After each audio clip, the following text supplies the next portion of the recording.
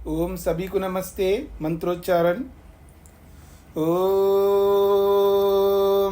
सहनाववतु सहनौ भुनक्तु सह वीर्यं करवावहै तेजस्विनावधीतमस्तु मा विद्विषावहै। ओम शांति शांति शांति। योग दर्शन की कक्षा संख्या 263 है।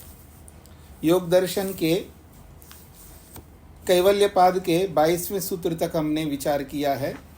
कल के प्रसंग में किसी का कोई प्रश्न रह गया हो तो वो पूछ सकते हैं।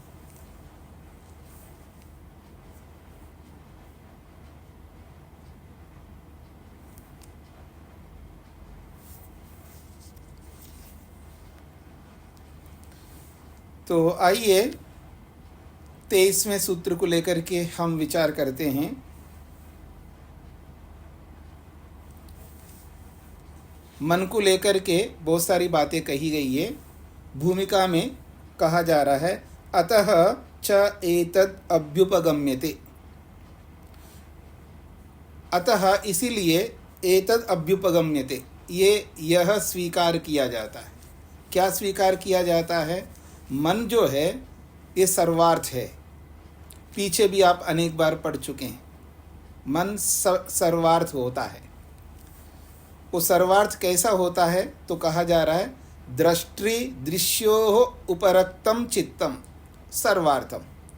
दृष्टि दृश्योः उपरक्तम चित्तम सर्वार्थम। चित्तम मन, दृष्टि दृष्टा जीवात्मा के साथ उपरक्तम जुड़ता है। इतना ही नहीं, दृश्य दृश्य के साथ भी जुड़ता है। जैसे मन कर्मेंद्रियों के साथ जुड़ता है, ऐसे ज्ञानेंद्रियों के साथ जुड़ता है। सबके लिए होता है। ऐसे जीवात्मा के लिए भी जुड़ता है और स्वयं के लिए भी स्वयं को जुड़ाता है। वो दृश्य भी बनता है स्वयं और साधन भी बनता है। ये पहले भी आप सुन चुके हैं। तो दृष्टि दृश्योः उपरक्तम चित्तम। चित्तम मन, दृष्टा जीवात्मा, दृश्य संपूर्ण संसार के पदार्थ, ये दृश्य कहलाते हैं, जिसमें मन भी है। तो दृश्य और दृष्टा इन दोनों के साथ उपरक्तम जुड़ता है, युक्त होता है। चित्तम कौन? मन। इसलिए इस मन को सर्वार्थम कहा, अर्थात मन सबके साथ जुड़ा हुआ रहता है, सबके लिए है, सबका ज्ञान कराता है, इसलिए वो सर्वार्थम है। मनो ही मंतव्येन अर्थेन उपरक्तम। सूत्र में चित्तम बोला है, भाष्यकार ने उसका अर्थ मनः किया है। मनो ही मनः ई मंतव्येन अर्थेन उपरक्तम। मन मनन करने योग्य अर्थात जानने योग्य अर्थेन वस्तु के साथ उपरक्तम जुड़ता है। तत्स्वयं च विषयत्वात् विषयिणा पुरुषेण आत्मीयया वृत्त्या अभिसंबद्धम। तत् चित्तम, वह मन, स्वयं च और स्वयं भी, विषयत्वात् स्वयं विषय होने के कारण से। स्वयं भी विषय है। आत्मा मन को भी विषय बना करके मन को भी जानना चाहेगा ना। जैसे आत्मा मन के माध्यम से इंद्रियों को, ज्ञानेंद्रियों को, कर्मेंद्रियों को, महतत्व को, सत्वरस्तम को, संसार भर के समस्त पदार्थों को विषय बना करके जानना चाहता है, वैसा ही आत्मा मन को भी विषय बना करके मन को भी जानना चाहता है। इसलिए कह रहे तत्स्वयं, वह मन स्वयं, विषयत्वात् विषय होने के कारण से, विषयिणा पुरुषेना, ये पुरुष का विशेषण है। विषयिणा विषय बनाने वाला, उसको कहते हैं विषयी। विषय बनाने वाले पुरुष के साथ आत्मीयया, आत्मीयया का मतलब है अपने अपने स्वरूप को कह रहे हैं, अपने वृत्ति रूपी स्वरूप से अभिसंबंधम, वो मन जुड़ जाता है। तदेतत् चित्तमेव, और ऐसा करने वाला चित्त ही एकमात्र है, जो सबके साथ जुड़ता है, सबका ज्ञान कराता है और स्वयं के साथ आत्मा को जुड़ा करके स्वयं का भी ज्ञान कराता है। इसलिए वह तदेतत् चित्तमेव, वही यह मन ही दृष्टि-दृश्यो उपरक्तम, दृष्टा जीवात्मा और दृश्य इन दोनों के साथ उपरक्त होता है, अर्थात जुड़ता है, इसलिए वो सर्वार्थम है। विषय विषयी निर्भासम, विषय विषयी निर्भासम, चेतन अचेतन स्वरूपापन्नम, विषयात्मकम अपि अविषयात्मकम इव अचेतनम चेतनम इव स्फटिकमणिकल्पम सर्वार्थम इति उच्यते। ये मन के सारे विशेषण है, मन को बताया जा रहा है। विषय विषयी निर्भासम, विषय का भी निर्भासम ज्ञान कराता है, और विषयी निर्भासम, और विषयी जीवात्मा का भी निर्भासम ज्ञान कराता है। इसलिए चेतन अचेतन स्वरूपापन्नम, चेतन के साथ जुड़ करके चेतनवत हो जाता है मन, और जड़ के साथ जुड़ करके जड़वत हो जाता है मन, अर्थात जड़ ही है वो इसे। तो चेतन अचेतन स्वरूपापन्नम, चेतन के स्वरूप को और जड़ के स्वरूप को प्राप्त हो करके चेतन जैसा जड़ जैसा बन जाता है। विषयात्मकम अपि, वो विषय होता हुआ भी मन, विषयात्मकम अपि, जानने योग्य विषय होता हुआ भी, अविषयम अविषयात्मकम इव, विषय होता हुआ भी अविषय के समान बन जाता है, अर्थात चेतन के समान बन जाता है। अचेतनम, अचेतन होता हुआ भी, उसी को खोला है, अचेतनम चेतनम इव, अचेतन होते हुए भी जड़ होते हुए भी चेतनम इव, चेतन जैसा बन जाता है। क्यों ऐसा करता है मन? तो कह रहे हैं स्फटिकम अनिकल्पम, वो तो चुंबक के समान है। जब आत्मा के साथ जो भी सामने आ जाता, मन के सामने जो भी आता है, मन वैसे ही बन जाता है। आत्मा आ जाए तो आत्मा जैसा बन जाता है। जैसे दर्पण के सामने गुलाब फूल को रखो तो गुलाब जैसा बन जाता है, अपने आप को आप खड़ा कर दो आपके जैसा बन जाता है दर्पण। तो जैसे दर्पण होता है ऐसे स्फटिक मानिए, बिल्लो और पत्थर, क्रिस्टल। तो स्फटिकम अनिकल्पम, ये तो क्रिस्टल के समान है ये मन, इसलिए ये मन सर्वार्थम इति उच्यते, ये सबके लिए होता है, सबका ज्ञान कराने के लिए होता है। तद अनेन चित्त सारूप्येन भ्रांता केचित् तदेव चेतनमित्याहु। तद अनेन चित्त सारूप्येन भ्रांता, उस आत्मा के साथ जुड़ने के कारण से, चित्त सारूप्येन, चित्त के निकटता के कारण से, भ्रांता कुछ अज्ञानी लोग, केचित, केचित का मतलब है केचित भ्रांता, केचित भ्रम से युक्त लोग, तदेव चेतनमित्याहु, उस मन को ही चेतन कहने लग जाते हैं। अपरे, और कुछ और ऐसे लोग हैं दुनिया में, चित्तमात्रमेव इदं सर्वं नास्ति खलु अयं गवादिर्घटादिश्च सकारणो लोक इति। तो कहते हैं अपरे, कुछ ऐसे लोग भी है दुनिया में, चित्तमात्रमेव इदं सर्वं, जो कुछ भी मन ही मन है। जैसे क्षणिकवादी है, बस केवल मन मात्र है, बाह्य वस्तु कोई होती नहीं है, केवल मन ही है।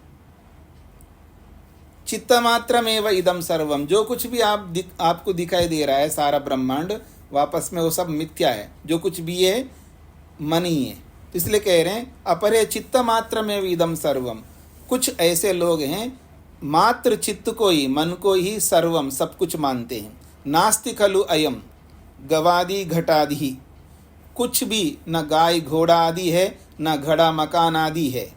सकारणो लोका, जिस लोक को आप देख रहे हो इसका कोई कारण है, इसका कोई रॉ मेटीरियल है, इसका कोई सत्वरस्तम है, ऐसा कुछ नहीं है। ये लोक, सारा संसार भ्रम मात्र है, यदि कोई है तो केवल मन मात्र है। ऐसा जो लोग मानते हैं, अनुकंपनीयास्ते, वो सब बिचारे हैं, दया करने योग्य है ऐसे लोग।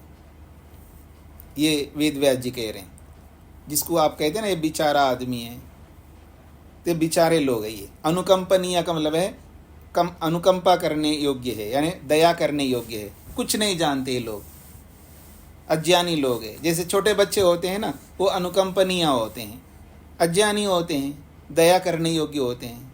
इसलिए आप लोग छोड़ो ना, बच्चा है ना, कोई बात नहीं, छोड़ दो, दया करने योग्य, ऐसे ये लोग होते हैं।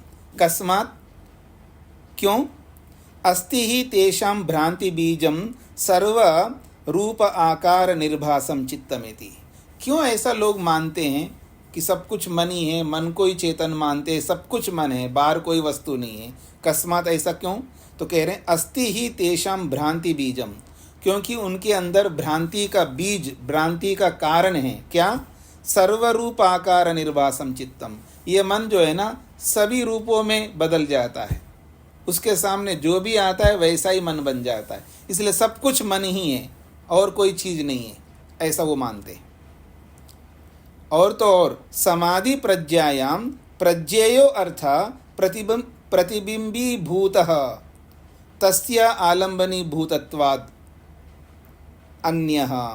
तो कहते समाधि प्रज्ञायाम, और समाधि की बुद्धि में, समाधि के ज्ञान में, प्रज्ञेयो अर्थात जानने योग्य, प्रज्ञेय का मतलब है जानने योग्य, समाधि प्रज्ञा में प्रज्ञेयो अर्थः जानने योग्य कोई भी वस्तु है, उस वस्तु की प्रतिबिंबी भूता, उसका प्रतिबिंब को प्राप्त करता है मन। यानी जो जानने योग्य वस्तु है वो मन के सामने आता है तो मन के अंदर उसका प्रतिबिंब आ जाता है और मन वैसा ही बन जाता है।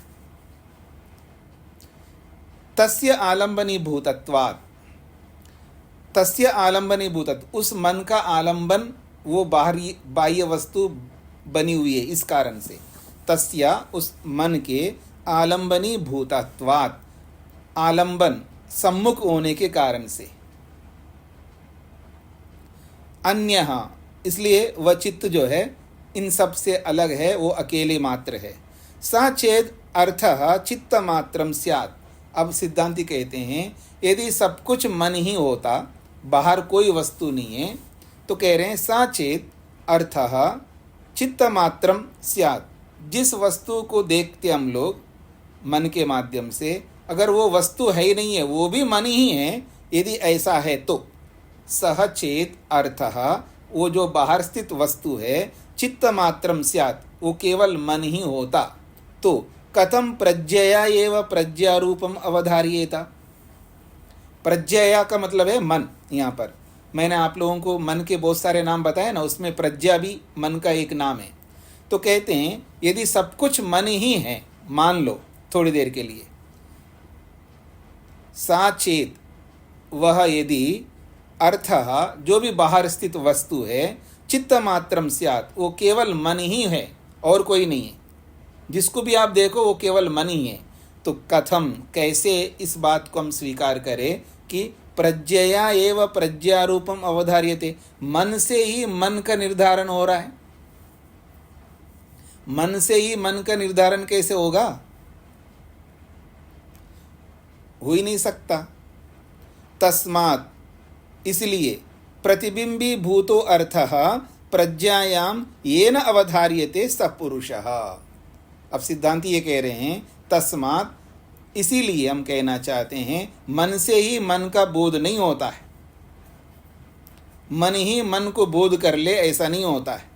तस्मात्, इसलिए प्रतिबिंबी भूतो अर्थः, ये जो प्रतिबिंबी भूत अर्थ है, यानी जिसको आप कहते हैं ना मिरर के सामने आते तो हमारा प्रतिबिंब मिरर में आ जाता है, तो ऐसे ही बाहर स्थित वस्तु का प्रतिबिंब मन में आता है। तो कह रहे हैं प्रतिबिंबी भूतो अर्थः, प्रतिबिंबी भूत जो अर्थ है, जो प्रज्ञायाम मन के अंदर आ रहा है, ये न अवधार्यते, उस मन में आए हुए उस प्रतिबिंब का निर्धारण, उसका निश्चय जो करता है वो कौन है? वो मन नहीं है, सब पुरुषः, वो जीवात्मा है। एवं, इस प्रकार से अंत में कहा जा रहा है, एवं इस प्रकार से ग्रहीत्री ग्रहण ग्राह्य स्वरूप चित्त भेदात् त्रयमपि एतत् जातितः प्रविभजन्ते। एवं इस प्रकार से वह तीन चीजें सामने होंगे, ग्रहीत्री होता है, ग्रहण होता है और ग्राह्य होता है। यह आपने पहले पढ़ लिया है। ग्रहीत्री ग्रहण करने वाला जीवात्मा, ग्रहण प्राप्त कराने वाला साधन रूपी मन, और ग्राह्य जिन जिन को आत्मा जानता है वो सब के सब ग्राह्य।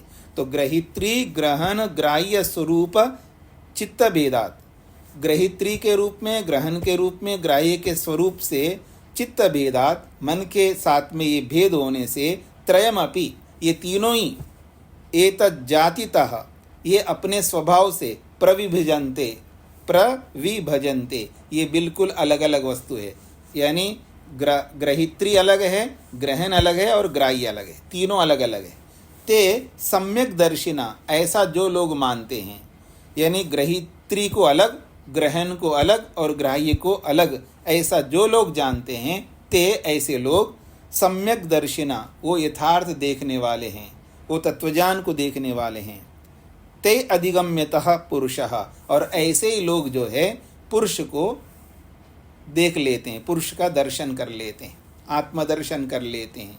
जो ग्रहित्री को अलग, ग्रहण को अलग और ग्राह्य को अलग जानने वाले लोग हैं, वही तत्वज्ञानी होते हैं। और तहि अधिगतः पुरुषः, और ऐसे ही लोगों को जीवात्मा का साक्षात्कार होता है, ये कहना चाहते हैं। जल्दी जल्दी पढ़ा दिया जी 23वां सूत्र। ऐसा लग रहा है आपको? अगर समझ में नहीं आए तो पूछिएगा। कोई भी पंक्ति, कोई भी शब्द आपको समझ में नहीं आ रहा हो, क्योंकि ये सब बातें पीछे आ चुके हैं, कोई नई बात नहीं है, इसलिए मैंने आपके सामने शीघ्रता से बता दिया है। अब किसी को जो समझ में नहीं आती है कोई पंक्ति या कोई शब्द, वो पूछ सकते हैं। सविता जी। नमस्ते स्वामी जी। जी स्वामी जी, अंतिम की 2 पंक्तियों का अर्थ दोबारा कर दीजिए। अंतिम। हाँ जी, ये कहते हैं स चेत अर्थः चित्त मात्रम स्यात्। वो जो बाहर जिस वस्तु को हम देखते हैं, जब मान लीजिए सविता जी अपनी बेटी को देख रही है तो मन से देख रही है। अब बेटी जो है वो अलग नहीं है, वो मन ही है, ऐसा यदि कोई समझता है तो दिखने वाली वस्तु भी मन है और देखने वाली वस्तु भी मन है, तो उसी को जानता है, ऐसा अर्थ निकलेगा। पर ऐसा होता नहीं है, क्योंकि दोनों मतलब मन ही जड़ है, वो कैसे अपने आप को जानेगा वो। इसलिए कह रहे हैं चित्तमात्रम स्यात्, यदि दिखाई देने वाली वस्तु भी मन है और देखने वाली वस्तु भी मन है, तो प्रज्ञया एव प्रज्ञारूपम अवधार्येता, तो मन ही मन को निश्चय कर रहा है, ऐसा माना जाएगा। पर ऐसा होता नहीं है। तस्मात्, इसीलिए प्रतिबिंबी भूतो अर्था, जो प्रतिबिंबी भूत अर्थ है, अर्थात जब हम दर्पण में अपने चेहरे को देखते हैं तो हमारा चेहरा प्रतिबिंबित होता है, दर्पण में आ जाता है। यानी मिरर के अंदर अपना चेहरा जो आ रहा है, जो मिरर में आया हुआ जो चेहरा है, उसको कहते हैं प्रतिबिंब। तो मन में जो प्रतिबिंबित हो रही है वस्तु, बाहर की वस्तु, सविता जी को अपनी बेटी का प्रतिबिंब उसके मन में हो रहा है। सविता जी के बेटी का जो स्वरूप है वो सविता जी के मन के अंदर प्रतिबिंबित हो रहा है, और वो प्रतिबिंबित होने वाली वस्तु और देखने वाली सविता जी दोनों एक नहीं हो सकते। इसलिए जो प्रतिबिंबित होने वाली वस्तु है उसका निश्चय कौन करता है? तो यहाँ कहा जा रहा है तस्मात् प्रतिबिंबी भूतो अर्था, जो प्रतिबिंबी भूत अर्थ वस्तु है, प्रज्ञायाम, जो मन के अंदर वो वस्तु आ रही है, उस अर्थ को येन अवधार्यते, जिसके माध्यम से निश्चय किया जाता है, सह पुरुषा, उसको पुरुष कहते हैं, अर्थात उसको जीवात्मा कहते हैं। एवं इस प्रकार से ग्रहित्री ग्रहण ग्राह्य स्वरूप चित्त भेदात, ग्रहित्री को, ग्रहण को और ग्राह्य को, इन तीनों के स्वरूप को चित्त भेदात, चित्त के माध्यम से तीनों का स्वरूप भेद होने से, अपि एतत् जातितः, इस बात को जातितः अर्थात कौन वस्तु किस जाति का है, एक चेतन जाति है, एक साधन जाति है और एक ग्राह्य जाति है, इन तीनों को प्रविभजन्ते, इनको अलग अलग किया जाता है। ये ग्रहित्रा है, ये ग्रहिता है, और ये ग्रहण है और ये ग्राह्य है। अर्थात ये चेतन ग्रहण करने वाला है और ये साधन मन है, और ये सब के सब बाकी पदार्थ जो है ये ग्राह्य है, ग्रहण करने योग्य, जानने योग्य वस्तु हैं, ऐसा प्रविभजन्ते, इन तीनों को अलग अलग किया जाता है। ते, ऐसा ये जो अलग अलग करने वाले लोग हैं, सम्यक दर्शिना, वो यथार्थ देखने वाले होते हैं। तई अधिगतः पुरुषा, ऐसे लोगों को ही जीवात्मा प्राप्त होता है, अर्थात जीवात्मा का दर्शन होता है। हाँ जी, समझ में आ गए जी? जी धन्यवाद स्वामी जी। हाँ जी, शकुंतला जी। स्वामी जी प्रणाम। जी, मुझे इस सूत्र के प्रथम पैरा जो है, इसके 2-3 पंक्तियां शुरू की, आरंभिक 2-3 पंक्तियां, उनको स्पष्ट कीजिए प्लीज। मनो ही मंतव्येन अर्थेन उपरक्तम, मन जो है, जी। अब मन माइक बंद कर लीजिएगा। मनो ही मंतव्येन अर्थेन उपरक्तम, मन जो है मनन करने योग्य, जानने योग्य वस्तु के साथ जुड़ जाता है। तत्स्वयं च विषयत्वात्, जब जानने योग्य वस्तु के साथ जुड़ता है और उस वस्तु को के साथ जुड़ करके उसका ज्ञान कराता है। जानने योग्य वस्तु के साथ मन जुड़ करके उस वस्तु का ज्ञान कराता है। इसी बात को कहा है मनः ई मंतव्येन अर्थेन उपरक्तम। फिर कहा जब मन को ही जानना है मान लो, तो तत्स्वयं च विषयत्वात्, और वो मन भी स्वयं विषय होने के कारण से, अर्थात जानने योग्य विषय होने के कारण से, विषयिणा पुरुषेणा, जानने वाले आत्मा को विषयी कहते हैं। तो विषयिणा पुरुषेणा, विषयी पुरुष के साथ आत्मीयया वृत्तिया, अपनी वृत्ति से, स्वयं की आत्मीय वृत्तिया का मतलब है अपनी स्वयं की वृत्ति से, क्योंकि मन जो है रूप रस गंध स्पर्श आदि विषयों को लाने वाली है या लाने वाला है मन। तो रूप रस गंध आदि विषयों की वृत्ति को लाता है मन। अब कौन सी वृत्ति को ला रही है? अपनी वृत्ति को ला रही है। तो आत्मीय वृत्तियाँ, अपनी स्वयं की वृत्ति से अभिसंबद्धम, वो जुड़ जाता है, यानी अपनी वृत्ति के साथ वो मन जुड़ जाता है और जुड़ करके अपनी वृत्ति को यानी स्वयं के ज्ञान को आत्मा को कराता है। तदेतत् चित्तमेव, वही यह चित्त, वही यह मन, दृष्टि दृश्योपरक्तम, जीवात्मा और दृश्य के साथ जुड़ करके दोनों का ज्ञान कराता है। इसलिए वो सर्वार्थम, वो सबके लिए होता है। विषय निर्भास, विषयी निर्भासम, विषय का भी निर्भास कहते हैं साक्षात ज्ञान। ये निर्भास शब्द को जानते हैं आप लोग, कहाँ आया है? आप में से देखते हैं कौन बताएंगे ये निर्भास शब्द कहाँ पर आया है, कौन बताएंगे? कई बार पढ़ चुके हैं। हाँ जी, अल्पना जी। नमस्ते स्वामी जी। जी स्वामी जी, समापत्ति वाले प्रसंग में आया। हाँ, थोड़ा सूत्र बताइए। देखिए, सूत्रों को भी आप लोगों को याद करना चाहिए। आप में से, मैं अल्पना जी को नहीं बोल रहा हूँ, जो जिनके गृहस्थ के कर्तव्य पूरे हो गए, खाली क्या करते हैं, सूत्रों को याद करो। तदेव अर्थमात्र निर्भासम स्वरूप शून्यमिव समाधि, ये समाधि की परिभाषा वाले सूत्र में तदेव अर्थमात्र निर्भासम आया ना, वहाँ पर वही निर्भास है यहाँ पर। तो वही ध्यान अर्थ के रूप में प्रकट होता है। तो निर्भास का मतलब प्रकट होना, साक्षात होना। तो कहते हैं विषयी निर्भासम, विषय का भी साक्षात्कार कराता है और विषयी आत्मा का, विषयी है आत्मा, आत्मा का भी साक्षात्कार कराता है। तो विषयी निर्भासम, विषय और विषयी का साक्षात्कार कराने वाला ये मन। चेतन अचेतन स्वरूपापन्न, ये मन कैसा होता है? चेतन स्वरूप को भी प्राप्त होता है और अचेतन स्वरूप को भी प्राप्त होता है, अर्थात कभी चेतनवत दिखता है, कभी जड़वत दिखता है। समझ में आया जी आप लोगों को? हाँ जी, कैसे होता है ये मन? कभी चेतन के समान, कभी जड़ के समान दिखता है। देखो जी, मेरा मन नहीं मानता, क्या करूं, मैं जाना चाहता हूं लेकिन मन मान ही नहीं रहा है। तब कैसा लग रहा है? चेतनवत दिखता है। समझ रहे ना? और मैं कहूंगा जी हाँ जी व्यायाम करो, नहीं करूंगा, मैं करूँगा ही नहीं, मेरे पास समय ही नहीं है। आपको क्या पता लगता है, मैं इतना बिजी व्यक्ति हूँ, मैं इतना मेहनत करता हूँ पूरे परिवार के लिए, सुबह से रात तक कुल्लू के बैल की तरह लगा हुआ हूँ, मेरे पास कहाँ समय। मैं अपने मन को पैसे में लगा रहा हूँ, वहाँ मन को क्या मान रहा है, जड़ मान रहा है। कुछ समझ में आ रहा है? तो ये मन कैसे दिखता है, चेतन अचेतन स्वरूपापन्नम, कभी चेतन के रूप में दिखता है, कभी जड़ के स्वरूप में दिखता है। विषयात्मकम अपि अविषयात्मकम, ये विषय के रूप में होते हुए भी विषय रूप में नहीं होता है, यानी जड़ के रूप में होते हुए भी जड़ के रूप में नहीं होता है, अर्थात चेतन के रूप में होता है। अर्थात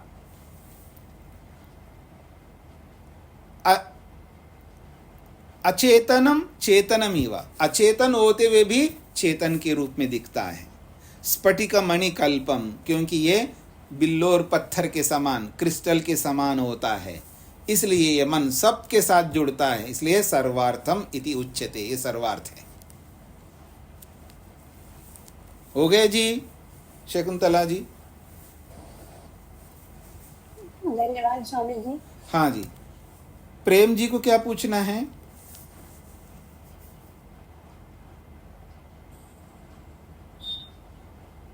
स्वामी जी नमस्ते जी। जो आप पहले पाद का 43वां सूत्र है, मर्ति परिशोधाओ सवरो सुमने एव अर्थ मार निवासा निवर्त का। हाँ जी, बहुत जगह पर आया है, निर्वासम तो बहुत जगह पर आया है। अच्छा जी जी, हाँ जी। फिर मैं आगे बढ़ूं, अगले सूत्र की ओर जाऊं। इस मन का सार, इस 23वां सूत्र का सार है, मन सबके साथ जुड़ता है, इसलिए वो सर्वार्थ है, वो सबके लिए होता है। आगे बढ़ता हूं जी। 24वां सूत्र, कुतश्च एतद्, ऐसा कैसे होता है, ये मन सबके साथ जुड़ता है, ऐसा कैसे होता है? तो कहते हैं तद असंख्येय वासनाभिश्चित्रमपि परार्थम संहत्यकारित्वात्। तद असंख्येय वासनाभिः चित्रम अपि परार्थम संहत्यकारित्वात्, क्योंकि ये मन सबके साथ जुड़ता है, सबके लिए काम कर रहा है, ऐसा क्यों होता है? कुतश्चेतद, ऐसा क्यों होता है? तो कहते हैं परार्थम, वो दूसरों के, वो है ही दूसरों के लिए। माँ बोलती ना, क्या करूँ मैं, बच्चों के लिए तो हूँ ना, मेरा कुछ कोई मतलब ही नहीं है, मेरा कोई अपना स्वरूप ही नहीं, मेरा कोई अस्तित्व ही नहीं, जो कुछ भी मैं हूँ ना, मैं अपने बच्चों के लिए हूँ या पति के लिए हूँ। ठीक है जी।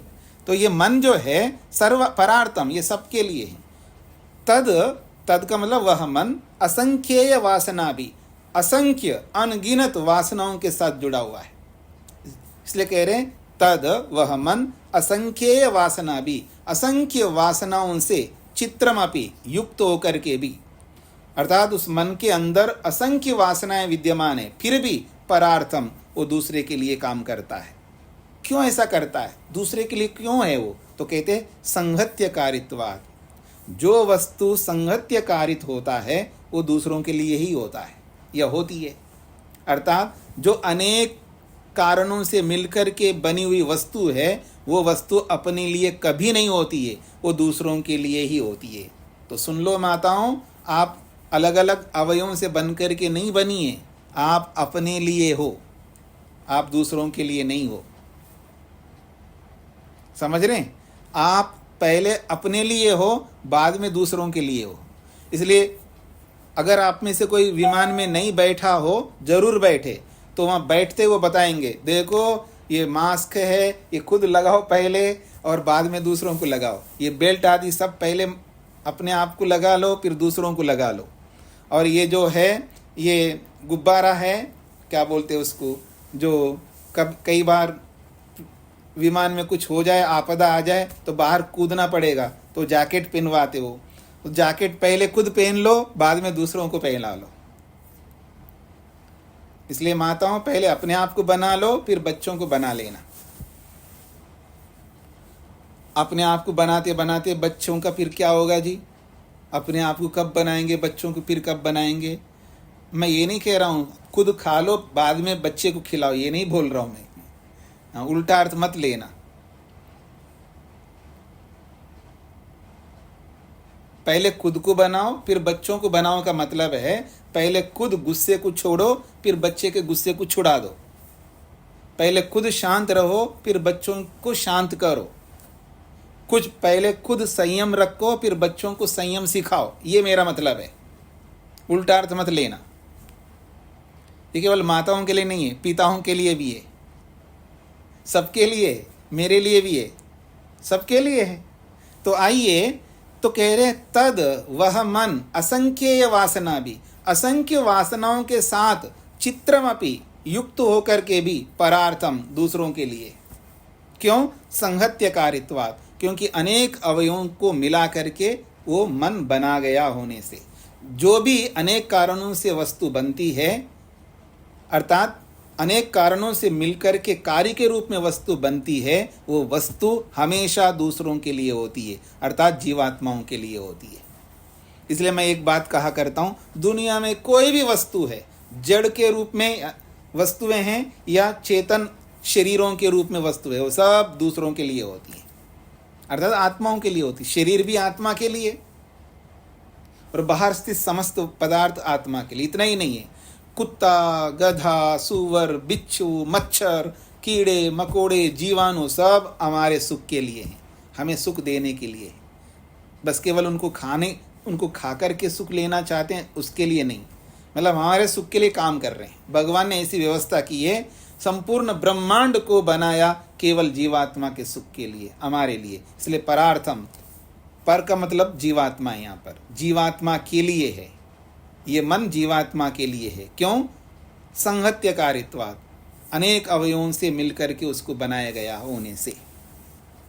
तदेतत् चित्तम असंख्येय असंख्येयाभि वासनाभि एव चित्रीकृतम अपि। भाष्य में देखिएगा, तदेतत् चित्तम, वह यह मन, असंख्येयाभि वासनाभि, असंख्य वासनाओं से चित्रीकृतम अपि, युक्त होकर के भी, परार्थम, परार्थम अर्थात परस्य भोग अपवर्गार्थम, पर जीवात्मा के भोग और अपवर्ग के लिए बना हुआ है।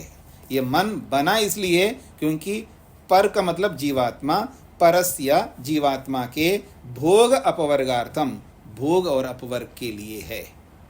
न स्वार्थम, अपने लिए मन नहीं है। अपने लिए क्यों नहीं है? संहत्यकारित्वात् गृहवत, बहुत अच्छा उदाहरण दिया, लौकिक उदाहरण। क्यों अपने लिए नहीं हो सकता? तो कहा संहत्यकारित्वात्, अनेक अवयवों को मिला करके बनाया गया होने से। जो अनेक अवयवों से मिलकर के वस्तु बनती है वो अपने लिए नहीं हुआ करती है, वो दूसरों के लिए होती है। जैसे कि गृहवत, घर, घर के समान। घर घर के लिए नहीं होता है, घर तो विष्णु जी के लिए होता है। क्यों जी? घर घर के लिए नहीं होता है, घर युधिष्ठिर जी के लिए होता है, ऐसा। तो संगत्यकारिणा चित्तेन, संगत्यकारिणा चित्तेन न स्वार्थेन भवितव्यम। तो मिलकर के बनाया गया होने से इस मन को न स्वार्थेन भवितव्यम, अपने लिए उसको नहीं होना चाहिए, दूसरों के लिए ही होना चाहिए। न सुखचित्तम सुखार्थम, देखिए कितनी अच्छी बात कही, सुखचित्तम सुखार्थम, सुखयुक्त चित्त। कभी कभी हमारा मन क्या होता है? प्रसन्न होता है ना। प्रसन्न मन के लिए नहीं होता है, प्रसन्न मन आत्मा के लिए होता है। न ज्ञानम ज्ञानार्थम, जितनी भी जानकारी जो है, ज्ञान नॉलेज जो है, ज्ञान के लिए नहीं होता है, ज्ञान आत्मा के लिए होता है। उभयम अपि एतस् परार्थम, उभयम अपि एतत्, ये दोनों, उभयम ये दोनों, यानी प्रसन्न चित्त और ज्ञान, ये दोनों परार्थम आत्मा के लिए हैं। फिर कहते हैं यश्च भोगेन अपवर्गेन च अर्थेन अर्थवान पुरुषः स एव परः। ये परार्थम परार्थम कह रहे हैं, ये पर कौन है? पर शब्द से क्या लिया जाएगा? तो उसका अर्थ समझा रहे हैं, यह जो भोगेन अपवर्गेन च, जो भोग से और अपवर्ग से, भोग रूपी अर्थ से और अपवर्ग रूपी अर्थ से, अर्थवान, जो अर्थ वाला बनता है, प्रयोजन वाला अर्थवान का मतलब प्रयोजन वाला बनता है, वो पुरुष है। और वही पुरुष स एव परः, उसी को पर शब्द से बोला गया है। अब हम अर्थवान कब बनेंगे? अर्थवान मतलब पैसे वाला नहीं कह रहा हूं मैं, अर्थवान मतलब प्रयोजन वाला। प्रयोजन को जिसने पूरा किया है उसको प्रयोजनवान कहते हैं, प्रयोजन वाला। तो कह रहे हैं जो यश्च, जो भोगेन अपवर्गेन च अर्थेन, जो भोग रूपी अर्थ अपवर्ग रूपी अर्थ से अर्थवान बनता है, प्रयोजन वाला बनता है, वह पुरुष यहाँ पर शब्द से बोला गया। स एव परः, उसी को पर कहते हैं। न पर सामान्य मात्रम, पर शब्द से कोई सामान्य चीज नहीं लेना है। सामान्य का मतलब है, अच्छा मन नहीं होगा तो बुद्धि हो सकती है, बुद्धि भी सामान्य है, वो भी सामान्य का मतलब है सामान्य मात्रम। सामान्य का मतलब है जो समान रूप से सबके साथ लागू होता है। जो जो वस्तु अनेक अवयवों से मिलकर के बनती है वो सामान्य। न सामान्य मात्रम न पर सामान्य मात्रम। पर का मतलब मन से भिन्न कोई भी हो सकता है और वो सामान्य होगा, तो सामान्य अर्थ को नहीं लेना यहाँ पर, क्योंकि जो जो अवयवों से मिलकर के बनता है वो सामान्य है। यहाँ तो विशेष को लिया जा रहा। पर का मतलब वो विशेष है, जो अनेक अवयवों से मिलकर के नहीं बना, वो कौन हो सकता है? आत्मा ही हो सकता है। परमात्मा तो भी हो सकता है, परमात्मा को क्या जरूरत है? हाँ जी, आपका धन चढ़ा दो, मंदिर में जा करके चढ़ा दो, कितने नोट सोना चांदी चढ़ाते रहना भगवान के नाम से, उसको क्या चाहिए पैसा आपका? नैवेद्य चढ़ा दो, उसको क्यों चाहिए भोजन? सब कुछ जो बनाया गया ना संसार को, आत्मा के लिए बनाया गया, भगवान अपने लिए नहीं बनाता, उसको चाहिए नहीं। तो पर जीवात्मा ही होगा, वो जीवात्मा के लिए है। न पर सामान्य मात्रम, पर शब्द से केवल सामान्य वस्तु को नहीं लेना। सामान्य वस्तु का मतलब है जो जो अवयवों से मिलकर के बना है वो सब सामान्य। सामान्य का मतलब एक जैसा है ना, मन भी तीनों, मन भी अवयवों से मिलकर के बना, और मन को हटा करके किसी भी वस्तु को आप पर शब्द से लोगे वो भी अवयवों से मिलकर के बना है, तो समान हो गए ना, मन के समान। इसलिए सामान्य मात्रम परना, इसलिए कह रहे हैं यत्तु किंचित परम सामान्य मात्रम, यत्तु किंचित परम सामान्य मात्रम स्वरूपेण उदाहरेत् वैनाशिकः तत्सर्वं संगत्यकारित्वात् परार्थमेव स्यात्। यत्तु, जो कोई भी व्यक्ति किंचित परम, किसी भी पर को सामने ले आए, सामान्य मात्रम, वो सामान्य मात्री होगा। सामान्य मात्रम स्वरूपेण उदाहरेत वैनाशिकः, वैनाशिक मतलब है वैनाशिक लोग, जो पीछे आया था ना क्षणिकवादी।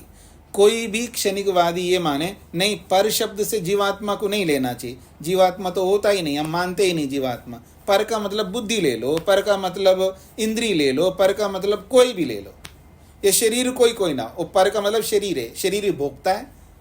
तो पर शब्द से यदि कोई भी किसी भी वस्तु को लेता है, सामान्य को लेता है, तो तत्सर्वम, वो जो भी वो लेता है, हमारे सामने लाता है, संगत्यकारित्वात् परार्थमेव, वो भी संघात होने के कारण से, वो अनेक अवयवों को मिलाकर के बनाए गए होने से वो भी परार्थ होगा, वो स्वार्थ के लिए कभी नहीं हो सकता। तो यही कहना चाहते हैं, इस पंक्ति को समझ लीजिए। यत्तु, जो कोई भी, यत्तु वैनाशिका, जो कोई भी क्षणिकवाद को मानने वाले वैनाशिक, किंचित परम, किसी भी पर को लेकर के उपस्थित करें, मतलब जीवात्मा को ना मान करके किसी और को, बुद्धि को ले आए, इंद्रियों को ले आए, यही पर ऐसा बोले, सामान्य मात्रम स्वरूपेण, वो अपने स्वरूप से वो सामान्य है। क्यों? तत्संगत्यकारित्वात्, वो संगात होने से। तो स्वरूपेण उदाहरेत, उदाहरण के रूप में दे, मतलब वो वैनाशिक लोग उसको किसी सामान्य को लेकर के पर शब्द से उदाहरण के रूप में प्रस्तुत करे, तो संगत्यकारित्वात्, जिसको भी वो उदाहरण के रूप में प्रस्तुत करते हैं, वो संघात होने से परार्थम एवं, वो परार्थ ही होता है। परार्थम एव स्यात्, वो दूसरे के लिए ही बनाया गया होने से वो पर नहीं हो सकता। चाहे विनाश को मानने वाले क्षणिकवादी किसी को भी ला करके खड़ा कर दे, पर शब्द से ये लेना चाहिए, तो जिसको भी वो ला के खड़ा करें वो संगात ही होगा और वो दूसरे के लिए होगा, स्वयं के लिए नहीं होगा। ये इसका अभिप्राय है। यस्तु असौ परो विशेषः, देखिए जो कोई वह, यह तु असौ वह, यह परः जो पर कहलाता है वो कौन होता है? विशेषः, वो विशेष होता है, वो सामान्य नहीं होगा। स न संगत्यकारी, वो संघात नहीं हो सकता, वो अनेक अवयवों को मिला करके नहीं बनाया गया होता, और वही पुरुषः, वो पुरुष कहलाता है। 24वां सूत्र भी पूरा हो गया जी आपका। जल्दी जल्दी हो रहा है ना, क्योंकि ये सारी बातें पहले आ चुकी है, कोई नई बातें नहीं है। यहाँ पर केवल उपसंहार के रूप में कही गई बातों को अलग वे से बताया जा रहा है। अब इस 24वें सूत्र में किसी को कोई पंक्ति, कोई शब्द समझ में ना आए तो पूछ सकते हैं।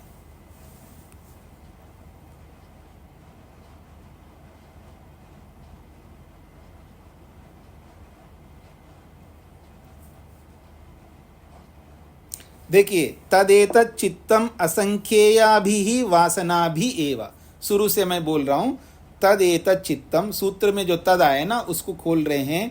तदेतत् चित्तम, वह यह मन, असंख्याभिः वासनाभिः एव चित्रीकृतम अपि, असंख्य वासनाओं से चित्रीकृतम का मतलब है युक्त, संबद्ध होता हुआ भी, परार्थम, परार्थ है, अर्थात परस्य, पर रूपी जो जीवात्मा है उस पर के, जीवात्मा के भोग अपवर्गार्थम, भोग और अपवर्ग के लिए होता है।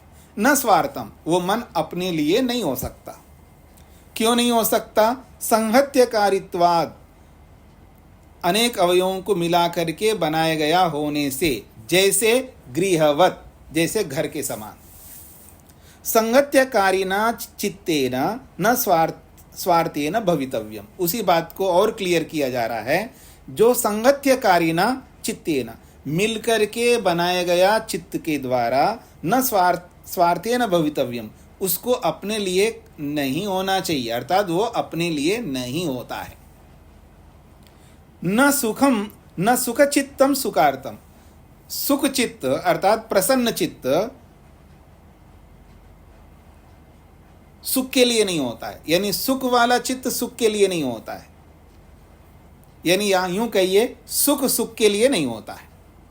सुख चित्तम का मतलब है जो मन में आया जो सुख है वो सुख सुख के लिए नहीं होता है, इसलिए कह रहे हैं सुख चित्तम सुखार्थम, न सुख सुख के लिए नहीं होता है, और न ज्ञानम ज्ञानार्थम, ज्ञान ज्ञान के लिए नहीं होता है। उभयम अपि, ये दोनों ही, यानी सुख और ये ज्ञान, ये दोनों, उभयम अपि एतत् परार्थम, ये दोनों ही परार्थ है, दूसरे के लिए होता है।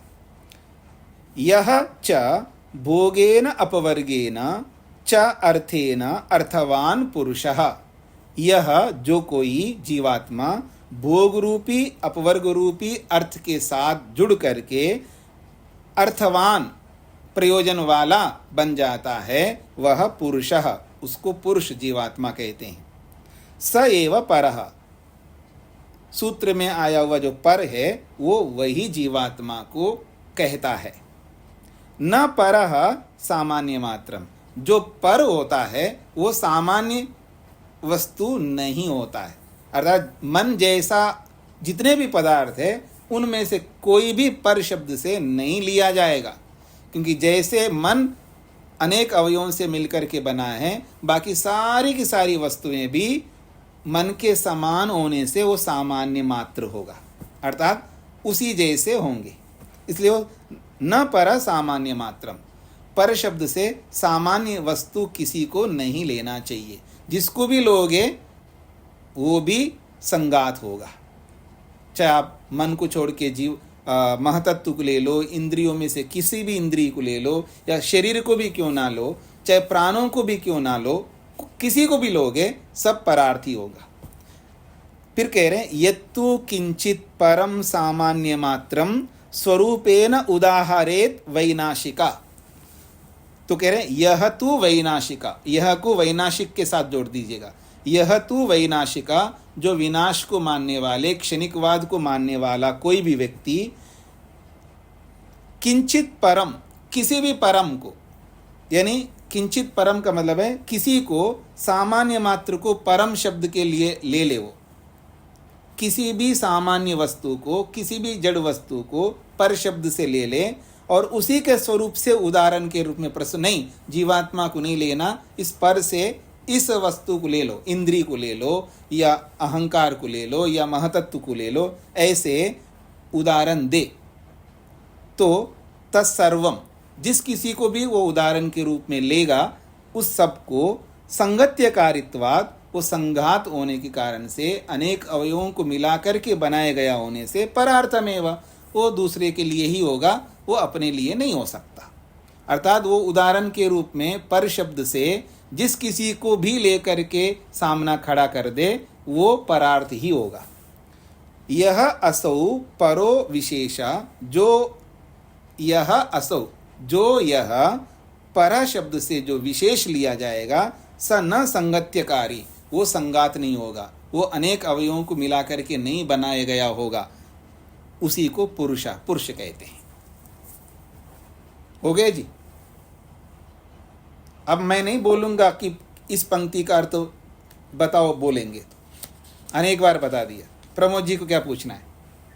नमस्ते स्वामी जी। जी स्वामी जी, ये थोड़ा ये समझ में नहीं है, अनेक अवयवों से मिलकर बना होने से वो दूसरे के लिए होता है, वो परार्थ होता है, दूसरे के लिए होता है।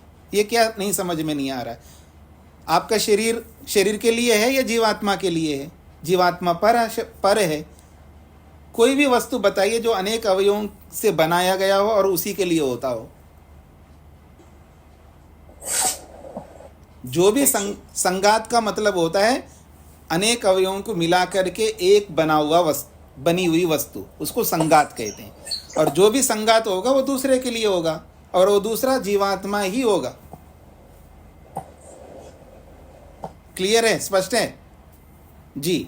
और किसी को कुछ, कोई प्रश्न किसी को करना है?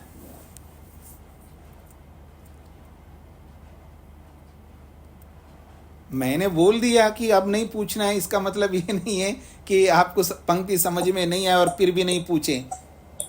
मैं तो बोलूंगा है, कितने बार बताऊंगा मत पूछो। ये तो माता पिता नहीं बोलते हैं, फिर भी बच्चे पूछते हैं, फिर भी उत्तर देते ना माँ बाप। पूछ लो, मेरे कोई आपत्ति नहीं है, मैं बताने के लिए ही हूं।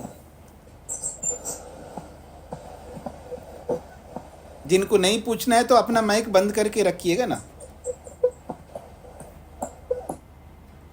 हाँ जी, किसी को कोई प्रश्न हो तो पूछ सकते जी, और नहीं पूछना है किसी को तो फिर मैं बंद कर दूंगा। हाँ, शकुंतला जी। स्वामी जी प्रणाम जी। इस पंक्ति में जाए तो किंचित परम सामान्य मात्रम स्वरूपेण उदाहरे द्वै नासिक तत्सर्वम, ये नासिक तत्सर्वम क्या हुआ? नहीं, उसको अलग करके देखना होगा ना। ये स्वरूपेण उदाहरेत, स्वरूपेण उदाहरेत, तो सामान्य मात्रम स्वरूपेण, सामान्य मात्र को उसके स्वरूप से अर्थात पर शब्द के स्वरूप से उदाहरेत, उदाहरण के रूप में प्रस्तुत करे, तो फिर अलग हो गए ना उदाहरेत। फिर वैनाशिका, ऐसा अलग होने के बाद वैनाशिका बचेगा। वैनाशिक का मतलब है क्षणिकवादी। कोई क्षणिकवादी किसी सामान्य को पकड़ करके यही पर शब्द के स्वरूप से उदाहरण के रूप में प्रस्तुत करे तो कहते हैं तत्सर्वम, जिसको भी वो उदाहरण के रूप में प्रस्तुत करे वो सब संगत्यकारित्वाद, वो संगात होने के कारण से परार्थमेव, वो परार्थ के लिए ही होता है। ठीक हो गया जी? और किसी को?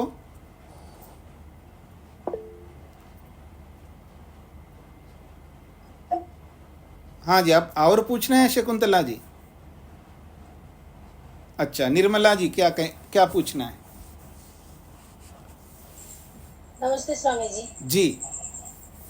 स्वामी जी, सांगत्य शब्द को थोड़ा सा स्पष्ट और क्लियर कर दीजिए इसका। संगत्य का मतलब है अच्छी प्रकार से मिल करके बनाया गया होने से।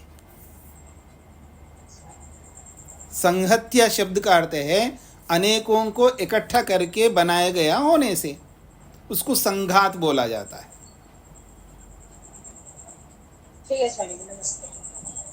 हाँ जी, सरस्वती जी। नमस्ते स्वामी जी। जी स्वामी जी, ये एक शब्द है यस्त्व स्व, यस्त्व सौ, वो कैसा पढ़े? मतलब यह तू असौ, यह तू असौ, संधि विच्छेद करेंगे, यह विसर्ग आ जाएगा, फिर त्वसौ है ना, त्वसौ, यस, यस का जो सकार है उसका विसर्ग हो जाएगा, यस का सकार विसर्ग हो गया तो यह बनेगा, फिर त्वसौ आ गए ना, त्वसौ, त्वसौ को अलग करना है दोनों को, त्वसौ को, तो त्वसौ में तू असौ आ जाएगा, तू और असौ को संधि करेंगे तो त्वसौ बनता है।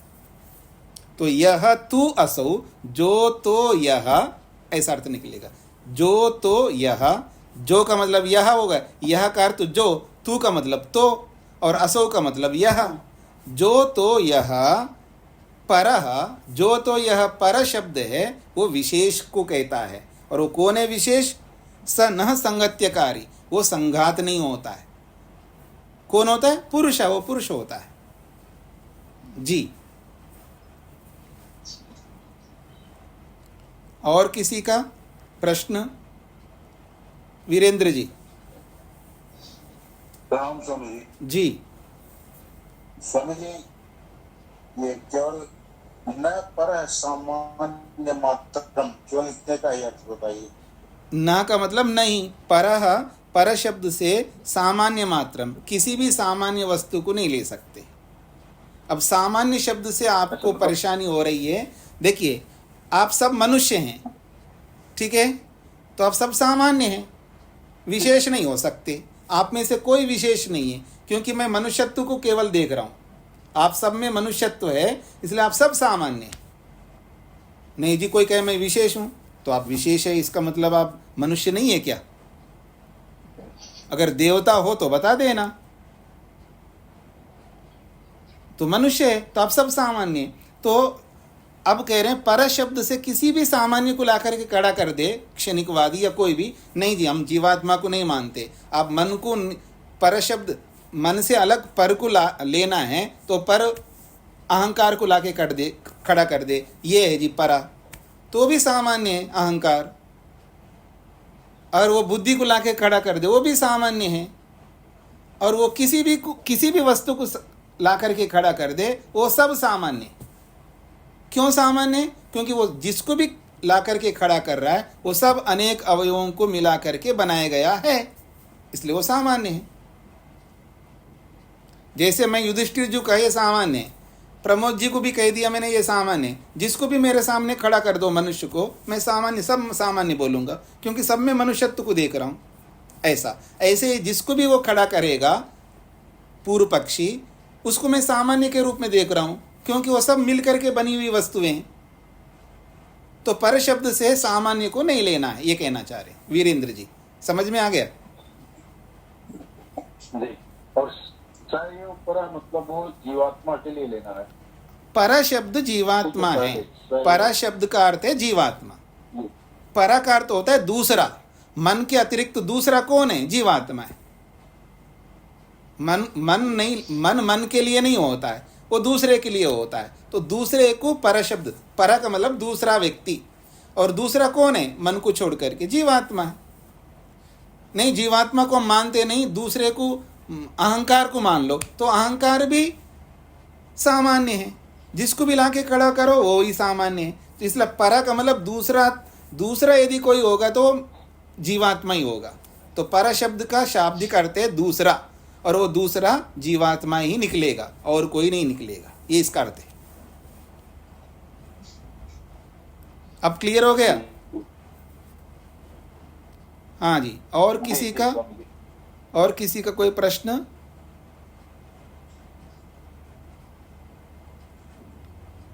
अब मैं पूछ लूं आपसे, आप परार्थ है या स्वार्थ है?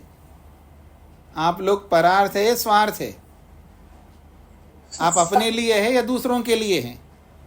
परार्थ स्वार्थ हाँ स्वार्थ शकुंतला जी कह रहे परार्थ है। किसके लिए हो आप माता जी? बच्चों के लिए होंगे ना आप, लगे रहो, ठीक है। बेड़ा पार तो नहीं होने वाला है, अब लगे रहो।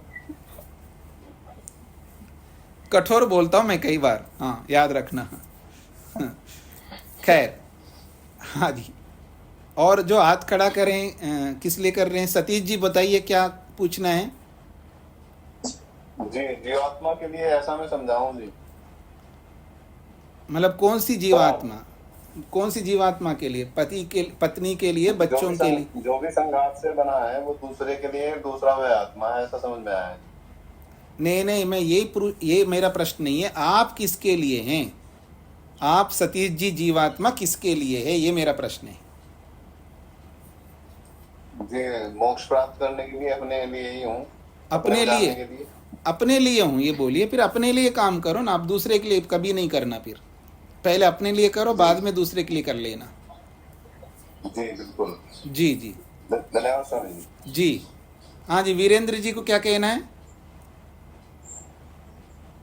नहीं स्वामी जी, आपने गूढ़ प्रश्न पूछा है। ऐसा सुत के हिसाब से तो परार्थ के लिए है, लेकिन सभी स्वार्थी हैं। हाँ जी सूत्र के हिसाब से परार्थ के लिए है, जी। लेकिन इंसान तो सब स्वार्थी ज्यादा है। वो तो आप अलग ट्रैक पे चले गए, आप मूल प्रसंग से अलग हट करके चले गए ना। प्रसंग वो है ही नहीं है, प्रसंग के अनुसार चलिए ना, प्रसंग वो है ही नहीं है। उस प्रसंग में परार्थ के लिए ही है। नहीं नहीं, अगर आपके प्रसंग पर भी आऊँ ना मैं, तो भी कहूँगा कोई स्वार्थ के लिए नहीं करता है, वो दूसरे के लिए करता, अहंकार के लिए करता। अहंकार आत्मा थोड़ा है। अविद्या के लिए करता, अविद्या आत्मा थोड़ा है। अविद्या से ग्रस्त होकर के करता है। मैं दूसरों को दुख दे रहा है, किसके लिए दे रहा है? अविद्या के लिए दे रहा है, अविद्या को पुष्ट करने के लिए दे रहा है। वहाँ पर भी गलत बन जाओगे आप, याद रखना। जी जी सर। हाँ जी। खैर, तो मैं इसको यहीं पर विराम देता हूँ। आपका प्रश्न नहीं है तो इसको यहीं रोकता हूँ। ओम शांति शांति शांति।